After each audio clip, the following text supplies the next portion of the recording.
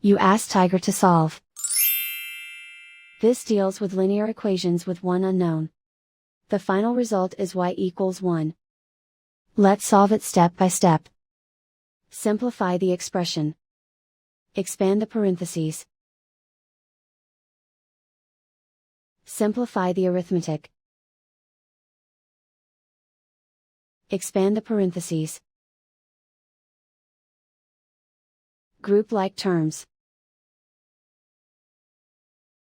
Simplify the arithmetic. Group all y terms on the left side of the equation. Add 3y to both sides. Group like terms. Simplify the arithmetic. Group like terms. Simplify the arithmetic. Group all constants on the right side of the equation. Subtract 3 from both sides. Simplify the arithmetic.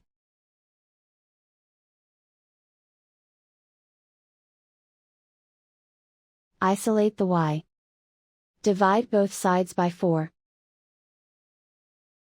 Simplify the fraction.